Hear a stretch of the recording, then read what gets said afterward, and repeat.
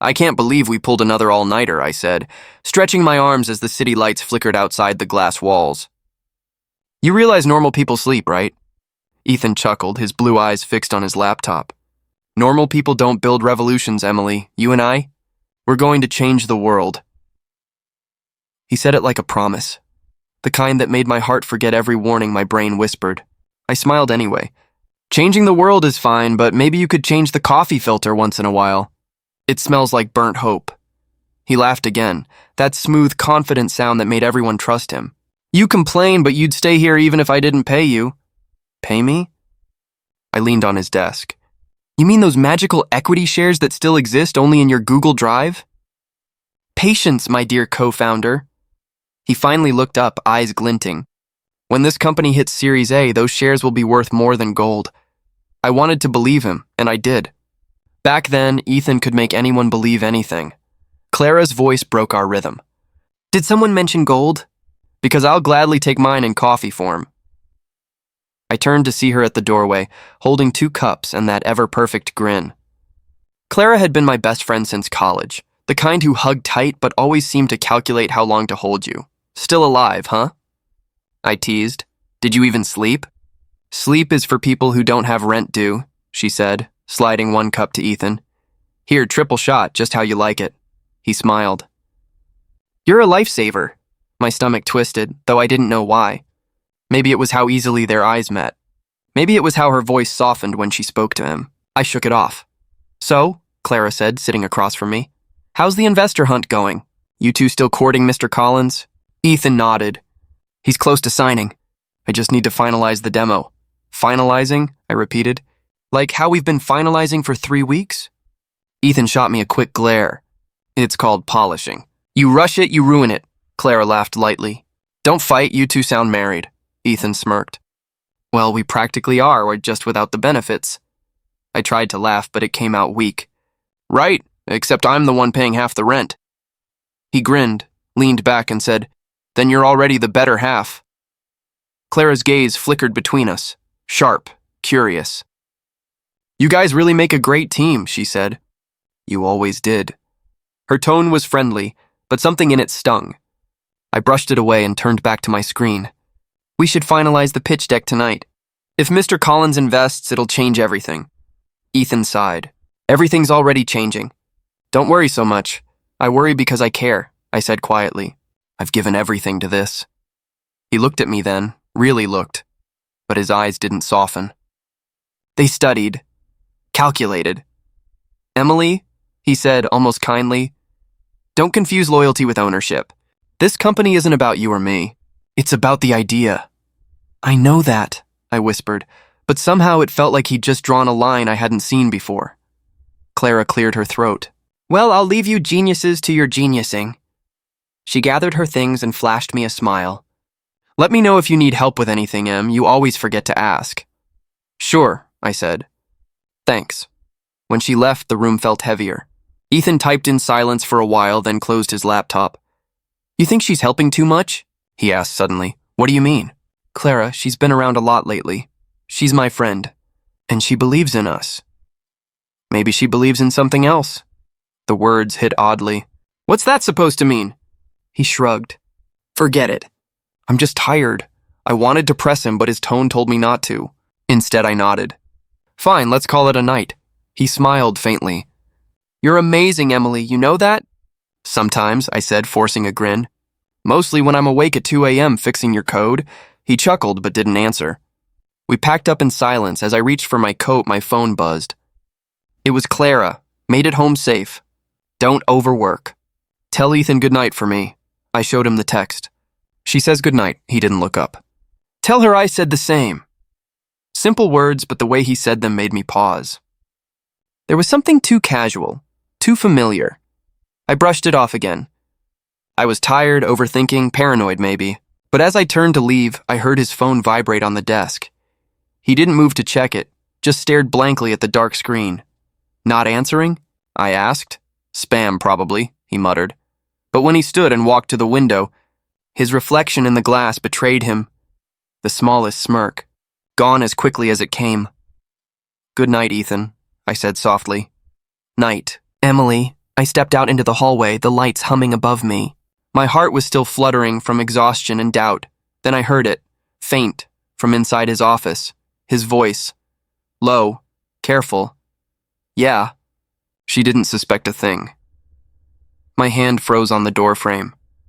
A pause. Then a quiet laugh. Clara's voice, unmistakable, through the speaker. And just like that, every sweet promise we'd ever shared cracked like glass. I balanced 2 mugs of coffee in my hands, careful not to spill. He's going to love this, I whispered to myself, walking down the quiet hallway. The office lights were dim, only Ethan's corner glowed. I could hear faint laughter from inside. I smiled. Probably on another call, I thought, pushing the door open. Then the world stopped. Clara's red hair, Ethan's hands tangled in it. Their lips pressed. Her laugh muffled against his chest, my breath caught. The coffee slipped from my hands, splattering across the white tiles. They jerked apart. Ethan turned first. His face went pale, then blank. Emily? I couldn't speak. I just stared. Clara brushed her hair back, her tone calm, too calm. You should have knocked. Knocked? My voice cracked. This is my office too, Ethan sighed. Emily, listen! No! I snapped. You don't get to start with my name like that. What the hell is this? He rubbed his face as if I was the problem. It's not what it looks like. Not what it looks like? I took a shaky step forward. So, when you kiss my best friend in our office at midnight, what does it look like, Ethan? A business strategy? Clara stood straighter, crossing her arms. Don't be dramatic. You two were never official. I turned to her slowly. You knew. You knew what he meant to me. She gave a little shrug. You talked about him like he was a god. I just wanted to see why. Stop, Ethan muttered, grabbing her arm. Clara, please. No, let her talk, I said. I want to hear it. Tell me, how long? How long have you been doing this behind my back? Ethan exhaled hard. It just happened, I laughed. Right, accidental lips, classic. He took a step closer. You don't understand the pressure I've been under. The company, the investors. Don't you dare! I cut him off. Don't you dare use your dream as an excuse for destroying mine, Clara snorted. Maybe your dream was too small for him. Clara, shut up. Ethan barked, but it was too late. I felt something in me crack, sharp, final. You're unbelievable, I said quietly. Both of you. Ethan tried to soften his tone. Emily, you've been distracted, emotional. It's been hard to work with you lately. I blinked. So now I'm too emotional? That's your reason for sleeping with my best friend? It's not about that, he said quickly. You make everything personal. Business requires focus, I stared at him. I gave you everything. My time, my code, my heart, and you call it a distraction? He ran a hand through his hair. You're not listening. You knew what this company meant to me. Yeah, I whispered, and I thought I meant something too. Silence. Just the sound of dripping coffee on the tile. The door creaked open behind me. A tall man stood there, tailored suit, sharp eyes. Mr. Collins. Ethan froze. Sir, this isn't... Mr. Collins raised a brow. Am I interrupting? No, Ethan said quickly. I saw enough, Collins interrupted, his tone cold. Your office walls are glass, Ethan. You might want to remember that before your next PR pitch. Ethan stiffened. Please, it's not... Save it, Collins said. His gaze shifted to me. Emily, I presume? I nodded, numb. You built the AI prototype, didn't you? Ethan jumped in. We built it together. Collins didn't look away from me. Funny, I've never heard you take credit for her work before. I couldn't even answer. My chest ached too much. Clara stepped forward. Mr. Collins, it's really not... He raised a hand. Spare me the soap opera. Ethan, I'll be in touch. Enjoy your evening. He turned and left, the sound of his shoes echoing down the hall. When the door shut, the silence was unbearable. Ethan groaned. You just cost me the deal of my life. I blinked. I cost you? You had to show up right now? He snapped. Couldn't you just wait till morning? I felt my pulse hammer in my throat. You think the problem here is my timing? Clara scoffed. He's right. You always pick the worst moments. I turned to her, my voice trembling. You took everything from me, and you're still acting like I'm the one who did something wrong. Ethan slammed his hand on the desk. Enough, I don't have time for this drama. We have a company to save. No, I said. You have a company. I'm done, he frowned. You're quitting? I'm walking away from you. Both of you! He grabbed my wrist, not hard but enough to make me flinch. Don't be stupid, Emily, you can't make it on your own. I looked him straight in the eye. Watch me. I pulled my hand free and turned toward the door. Clara's voice followed me, low and sharp. You'll regret this. He always lands on his feet. I didn't answer. My throat burned too much to speak. Behind me, Ethan's voice dropped, colder than I'd ever heard. You were never meant for this world, Emily. I froze. What did you just say? He didn't even look at me. You don't have the stomach for real business. You never did. You live in feelings, and feelings don't build empires. Clara smiled faintly, sliding an arm around him. Come on, baby. Let's not waste more time. I stepped into the hall. My legs shook, but I kept walking. The office lights blurred as tears stung my eyes. Every wall we'd painted together, every code I'd written, every plan we'd dreamed, it all collapsed behind me. By the time I reached the elevator, I wasn't crying anymore. Just empty. The doors slid shut. His voice still echoed in my head. You were never meant for this world, Emily. Maybe he was right, or maybe I was finally about to find out what world I was meant for. I stared at the eviction notice on my door, fingers trembling around the paper like it might dissolve if I held it long enough. The ink blurred. Maybe from my tears, maybe from the rain. Guess this is it, I whispered to no one. My phone buzzed. Unknown number. I ignored it. The last time I answered, it was someone from the company asking if the rumors were true, that I'd hacked Ethan's emails out of jealousy. I laughed back then. I don't laugh anymore. By noon, I packed what I could fit in one suitcase. Clothes, a cracked laptop, 2 mugs, and a photo of Ethan and me from the company's first anniversary party. We looked so happy. He just told me he couldn't have built it without me. I'd believed every word. When I dropped the photo into the trash, glass cracked like a goodbye I hadn't prepared for. The coffee shop down the street became my new office. I sat in the corner every day, scrolling through job boards, watching people live their ordinary, unbroken lives. Another latte? The barista asked. I nodded. Put it on the card while it still works. She smiled softly, maybe recognizing the wreckage behind my eyes. I wondered if she'd heard about me too, the jealous ex who burned bridges for attention. Emily? The voice made my chest tighten. I turned. It was Ryan, one of our old developers. His eyes darted between me and the suitcase at my feet. Hey, I said weakly. God, I've been meaning to call. Are you okay? Do I look okay? I tried to smile. Rumors say I'm great. Jealous, crazy, dramatic. Pick your favorite. He sat down. You know none of that's true, but Ethan's got everyone wrapped up. He said you leaked client data. Of course he did. I traced my thumb over the coffee lid. He lies beautifully. Always has. Ryan sighed. I wanted to tell Mr. Collins, don't. My voice cracked. He saw everything that night. He didn't stop it. He knew what Ethan was doing. Ryan lowered his eyes. Yeah, investors don't ruin their golden boy. The silence between us felt heavier than truth. Finally, he said, if you need a reference, I can... Thanks, but I'm radioactive now. I forced a laugh. No one hires the woman who couldn't keep her emotions out of business. He hesitated, then squeezed my hand before leaving. I watched him go, the doorbell chiming behind him like an echo of the life I'd lost. By evening, I sat on the bridge, the wind biting through my jacket. The city lights looked blurred, or maybe my eyes were. Don't cry, I told myself. He doesn't get that too. But I did. Quietly. The kind of crying that steals your breath, that no one notices because the world keeps moving. Days bled together after that. Job applications, silence, rejections. The savings shrank.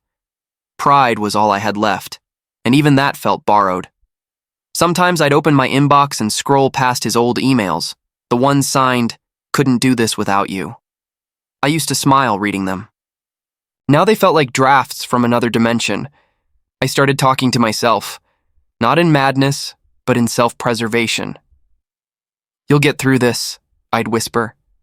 You were worth more than him. You'll forget him. Lies I needed to believe. Then, one afternoon, my phone lit up again. Unknown number. I almost ignored it until the message preview caught my eye. Hi. I think we should talk. It's about Ethan. I froze. My pulse skipped. For a second, I thought it was him. I opened the message. This is Elena Parker. I read it twice. The name felt familiar, like a ghost I'd brushed past in the company corridors. Graceful, unreachable. Ethan's wife. My breath caught. Wife. My vision tilted. My fingers hovered over the keyboard, shaking. What do you want? I typed. Then deleted it. Typed again. Deleted again. Minutes passed before another message arrived. I know what he did to you. I didn't believe it at first. But now, I need to understand what kind of man my husband really is. I swallowed hard. My throat burned with 1,000 unsaid things. Why me? I finally sent. Because you're the only one who saw him without the mask. The words stung. I looked around the cafe, half expecting Ethan to walk in and smirk. But all I saw were strangers, unaware that my world had just cracked open again. You're wrong, I replied. I didn't see him either. Not really. Another pause. Then the final message came. Quiet, deliberate. Can we meet? We have something in common. Him. I stared at the screen until the letters blurred. A strange chill curling down my spine. For the first time in weeks, I wasn't just broken. I was curious. The cafe was quiet when she walked in, elegance wrapped in restraint. Elena Parker. Ethan's wife. The woman I'd unknowingly betrayed by loving the same man. She stopped in front of me. Emily? Yes. My voice barely worked. I didn't think you'd come. Neither did I. She sat down, setting her gloves beside her coffee like she was laying down armor. Her eyes were calm, but I saw the exhaustion hiding beneath composure. I'm not here to fight, she said first. I assumed that. You don't look like someone who throws punches. I prefer precision to chaos. I gave a hollow laugh. Then you and I are opposites. She studied me for a moment. He hurt you. That's putting it mildly. I stared into my untouched drink. You're his wife. I guess that makes you the bigger fool. Maybe. Her tone didn't waver. But fools can learn. The words cut sharper than blame. Why now? I asked. Why reach out? Because lies rot slower when people keep believing them. She leaned in slightly. And Ethan has everyone believing. He's good at that. She nodded. I used to admire it. His confidence, his charm, until I realized both were weapons. Welcome to the club. Her lips curved, not quite a smile. You lost everything because of him. I lost everything quietly. I looked up. You're still wearing a wedding ring. She glanced at it, then slipped it off. Habit, not love. The air between us shifted. The pain that had burned me hollow began to feel shared, understood. He told me you were obsessed, she said quietly. That you couldn't accept he'd moved on. And you believed him? For a while. She didn't flinch. Then I saw his messages, the ones he thought he'd deleted. I swallowed. And? He was grooming you to take the fall before you ever realized he'd stopped loving you. I blinked, throat tightening. He planned this? He plans everything. The table fell silent, except for the sound of her stirring sugar into her coffee, controlled, deliberate. I spent months trying to hate you, she said, but I couldn't. You remind me too much of myself before him. I don't know who that is anymore. Then let's find her again. I frowned. Why would you want to help me? Because helping you helps me. There it was, honesty clean and sharp. I respected it instantly, she continued. You built the backbone of his company. I saw the code signatures and the patents. They were yours, I froze. He said those were proprietary, team-owned. She shook her head. He stripped your name before filing. Miles confirmed it. Miles? My assistant. She turned slightly as a tall man approached the table carrying a folder. His expression was guarded. Elena, he said, this isn't wise. It's necessary. He looked at me cautious. You're trusting her already? I'm trusting what she lost, Elena said. It matches what I did. Miles sighed, placing the folder in front of me. Here, documentation, patents, emails, transfers. He covered his tracks, but not perfectly.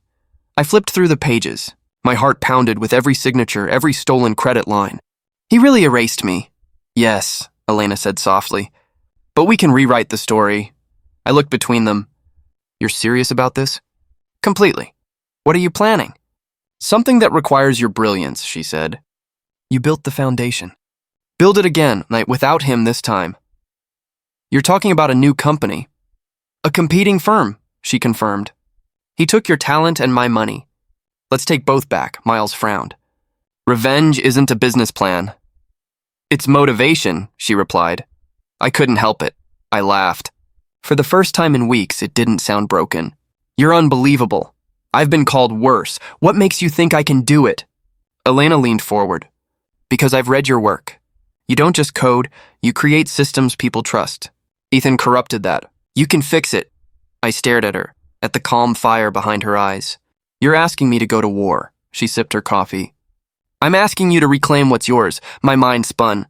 Images of Ethan's smirk, Clara's laugh, Mr. Collins's silence. All the moments I'd been small enough to overlook. Miles spoke again. If you do this, there's no going back. Good, I said quietly. There's nothing left back there anyway. Elena's eyes softened. Then we begin. I'll fund the startup. You design the core tech. Miles will handle logistics. And together, we make him irrelevant. A tremor ran through me. Not fear this time, but the raw electricity of purpose. Emily, she added, you've been surviving long enough. Let's start winning, I met her gaze. For the first time since the night in Ethan's office, I felt like I could breathe. Winning sounds nice, I said. But revenge sounds better, Miles groaned.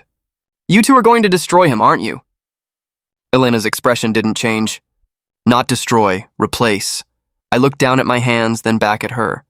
They wanted me to disappear. I smiled, the kind that tasted like fire. Let's make them regret I didn't. The office didn't look like much at first. Bare walls, mismatched desks, the faint smell of fresh paint.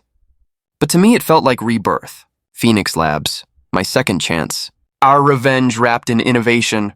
Elena stood by the window, arms crossed. It's small, but it's ours. Ours, I repeated. The word tasted new. She smiled faintly. We'll grow faster than he expects. Miles carried in another box. You say that like Ethan's already watching, Elena smirked. He always watches what he's afraid of. I plugged in my laptop. Then let's give him something to fear. We worked like addicts. Day bled into night. Coffee replaced sleep. Determination replaced pain. I coded until my hands cramped. Elena handled investors, her voice steady even when doors closed in our faces. One evening, she came to my desk. We need a prototype demo next week. Can it be done? If I don't die first, I said, eyes burning from the screen glow. She laughed softly. Try not to. You're half this company. I thought revenge was the other half. She leaned closer. Revenge fades. Legacy lasts. That line stayed with me. 2 weeks later, our first pitch was in a glass-walled boardroom. The same kind Ethan had once led me into with pride. Now I walked in with steel in my spine and Elena beside me. One of the investors looked up.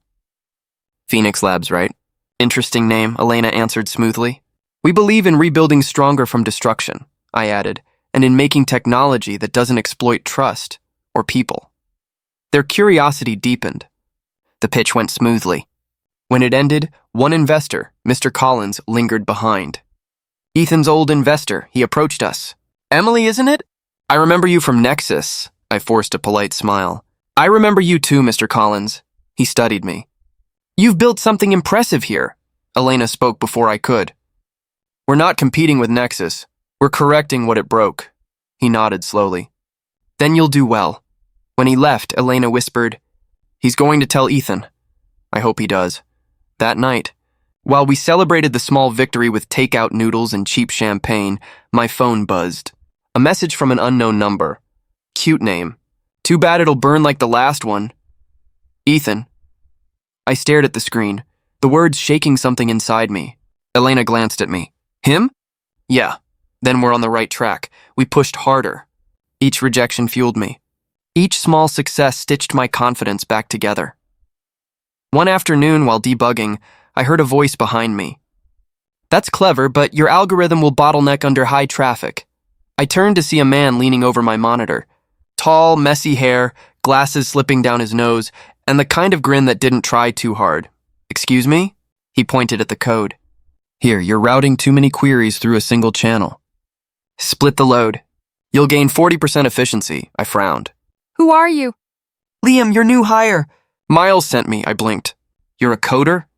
He grinned wider. Only when I'm not breaking things. Despite myself, I laughed. Then you'll fit right in. Over the next few days, Liam worked beside me. He didn't talk much, just asked questions, solved problems, and occasionally made me laugh when I forgot how to. One night, as the rain tapped the windows, he glanced over. You know, most people build startups for fame or money. You're building one out of pain. I looked at him. Is that a problem? He shrugged. Not if it drives you, just don't let it define you. His honesty disarmed me. You sound like someone who's learned that the hard way. He smiled sadly. Maybe I have. For a moment, the silence between us wasn't heavy. It was healing. Elena noticed too. You two work well together, she said one morning. He's fast, I replied. She means you smile more, Miles added from across the room. I rolled my eyes. Don't start rumors. Too late, he said. Elena smirked. It's nice seeing you alive again, Emily. Alive. The word stung in the best way. Weeks passed, and Phoenix Labs began to shimmer with momentum. Investors who once ignored us now called daily. Articles whispered about the mysterious new firm shaking the market. Our prototype, a decentralized AI security system, caught global attention. We called it Ember. Ethan's company specialized in user tracking. Ours focused on privacy and trust. Everything he stood against. The day our demo video went viral, Elena burst into the room, waving her phone. He saw it! How do you know? I asked. Because he just posted this. She read aloud. Cute concept, but amateurs always burn out when the game gets serious. Liam muttered, He's scared. I smirked. Good, let him sweat. Elena looked proud. You're different now. Different how? Before you built for him. Now you build for you. Her words hit deep. That night, as the team celebrated, I slipped outside onto the balcony. The city lights blurred beneath the drizzle. For the first time in months, I didn't feel like the broken girl in the story. I felt like the author rewriting it. Liam joined me quietly. So, he said, leaning on the rail, what happens when he realizes he can't stop you? I smiled faintly. He'll try harder. And you? I'll keep building, he nodded. That's the spirit. Then his tone softened. Emily, you really are incredible. My chest tightened. Don't say things like that. I might start believing them. Good. You should. I looked at him, really looked. And for a heartbeat, the noise of revenge, loss, and chaos faded. There was just warmth. Then my phone vibrated again, a news alert. Ethan had just announced a new product, one eerily similar to ours. Elena's text followed seconds later. He's coming for us, I typed back without hesitation. Let him. He's already too late. The first crack came quietly, a leaked report, a headline no one believed at first. Then the flood started. Elena entered my office with her phone in hand. Nexus just lost 2 investors overnight. I looked up from my screen. Which ones? Halbrook and Westman, both citing ethical concerns. I smiled faintly. Clara, Elena raised an eyebrow. You think she leaked it? I know her. When things get ugly, she saves herself first. Elena sat across from me. Then Ethan's empire is about to bleed from the inside. I didn't answer. I just stared at the news feed. The man who once stood untouchable now facing questions from every direction. It should have made me furious once. Now it just felt... Quite, the phone on my desk buzzed. Unknown number. I didn't need to check to know. Ethan, I said as I picked up. A pause. Then his voice, lower than I remembered. Emily? Impressive. You still remember my name? I deserve that. Deserve a lot worse. He sighed. I didn't call to fight. That's good. You're out of practice losing. Emily, please. His tone shifted, softer, almost human. You don't understand what's happening. Clara, she's lying. She's trying to destroy me. I let the silence stretch, letting him feel it. Funny. I remember when you said that about me. That was different. Of course it was. He exhaled. I made mistakes, all right? I shouldn't have treated you that way. Which part? The part where you cheated? Or the part where you ruined my name? He hesitated. Both. I hit record on my phone, voice steady. Say that again. What? Say you ruined my name. He went quiet. Elena and I are building something real, I continued. Something you can't touch. So if you're calling to manipulate me again, don't bother. I'm not manipulating you. I just want to talk. You are talking. I mean, face to face. Not a chance, he laughed bitterly. You think you've won? I smiled, even though he couldn't see it. No, I think you finally lost, his tone cracked. You wouldn't even have a company if not for me. You learned everything from me, I leaned back. Then maybe you should have taught me loyalty, not deception. He didn't respond. I heard him breathe out, shaky. Elena's behind this, isn't she? He said finally. Partly. She's using you, Emily. She's always been manipulative. Don't, I cut in. You don't get to call another woman manipulative after what you did to us. His silence told me everything. He wasn't sorry. He was desperate. Elena and I built something out of ashes, I said quietly. You built a throne out of lies. Now it's crumbling, and all you can do is beg for the pieces. Don't talk like that, he snapped. You think this makes you better than me? No, just freer. He started again, his voice trembling now. Emily, I can fix this. I can make it right. By apologizing? By bringing you back, I laughed. You mean the way you brought Clara into your office that night? That was a mistake. It was your choice. His breathing turned shallow. You don't understand what pressure does to people. I had to protect the company. At the cost of your soul. You think you're so righteous? No, I interrupted calm. Just done, he went quiet. The silence was thicker this time, the kind that follows a truth too heavy to deny. Finally, he muttered, You'll regret this. I already did. Years ago? I ended the call. Elena, who'd been listening from the doorway, stepped in slowly. Did you record it? I held up the phone. Every word. Good. Once the board hears it, he's finished. He's already finished, I said. He just doesn't know it yet. We uploaded the recording to a shared drive, encrypted, secure. Elena's contact on the inside would leak it at the right time, just before the press conference Ethan was desperate to use to save face. Hours later, I watched the live stream from my office. Ethan stood at a podium, smiling too wide, voice too polished. Then the recording played. The room fell into chaos. Reporters shouted. Cameras flashed. Ethan froze, color draining from his face. Elena's reflection appeared beside mine on the monitor. Karma, she murmured, is beautifully efficient. He'll blame Clara, I said. She'll deny it. Then she'll sell him out. We watched in silence as he stumbled through excuses, his empire collapsing in real time. Liam appeared at my door, holding 2 coffees. You did it, he said softly. No, I replied, taking one. He did, he smiled. Still, it feels good watching justice work. It does. Elena turned to me. How does it feel? Strange, I admitted. I thought revenge would feel like fire, but it's quiet, like peace. Peace suits you, she said. Maybe it did. Later that night, when the news broke globally, Ethan's face was everywhere, not as a visionary, but as a fraud. His company's stock crashed. Investors fled. Clara's statement leaked next, an apology and evidence folder. It was over. I closed my laptop and whispered into the still air. He once taught me that trust was weakness. Now he learns it's his ruin. The ballroom glittered under crystal chandeliers, but the air felt heavy, almost electric. Cameras clicked, champagne glasses clinked, and I could feel Ethan's arrogance from across the room before I even saw his face. He stood near the stage, polished as ever, wearing that same confident smile that once made me believe he could do no wrong. Elena's voice was calm beside me. Ready? I nodded, my pulse steady despite the storm inside. More than ever. Miles adjusted the mic on the podium.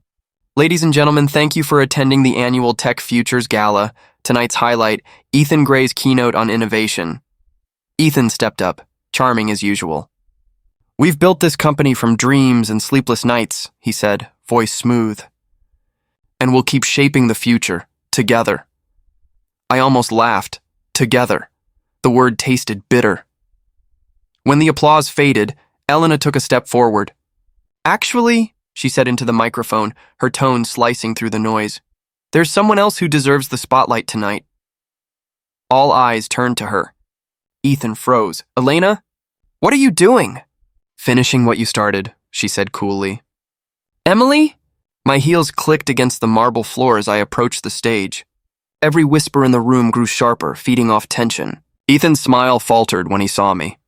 Emily, he said, lowering his voice. You shouldn't be here. Why? I asked.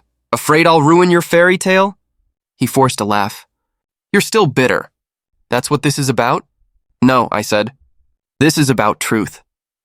Elena lifted a folder from her bag and handed it to the nearest journalist. Inside, you'll find signed documents, proof of forged investor statements, fake patents, and siphoned funds. All from your golden boy, Ethan Gray, the crowd gasped. Cameras flashed.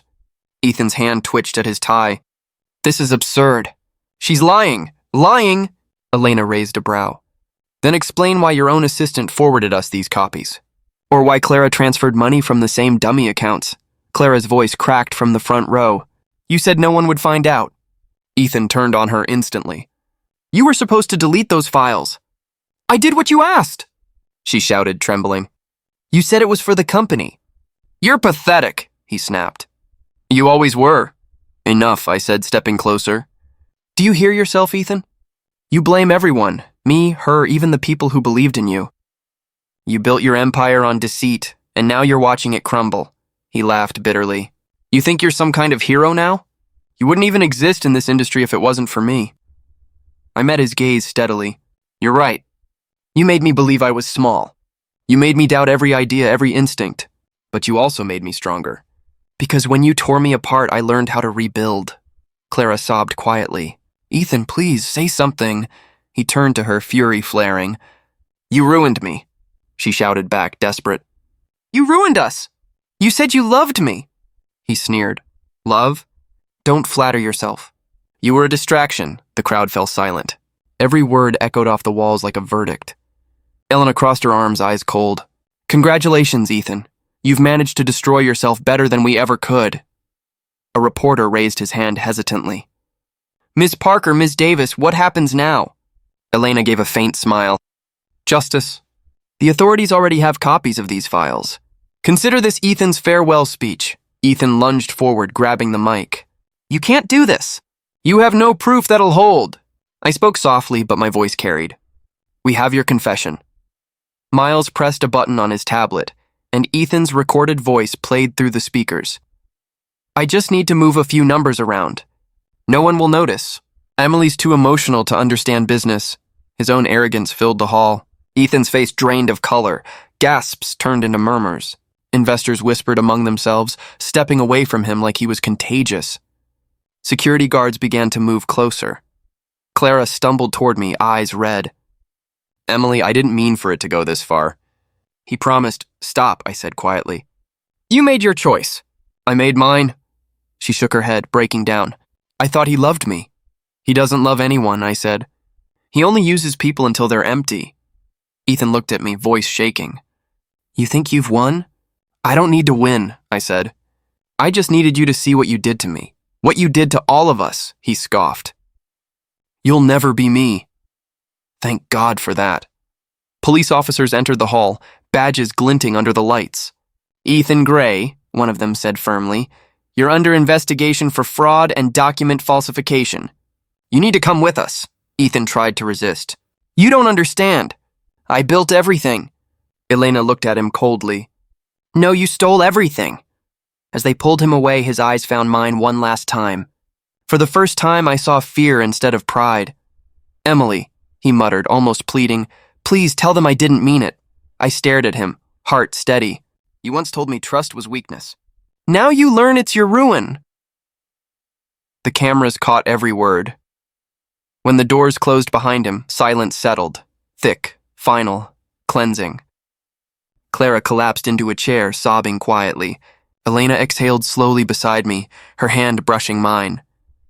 "You did it," she whispered. "No," I said softly, watching the flashing lights outside. "We did." Miles joined us, shaking his head in disbelief. "He's finished." "The news is already spreading," Elena smiled faintly. "Phoenix Labs rises. Greytech falls. Poetic, isn't it?" I looked at the crowd dispersing, the whispers fading into background noise.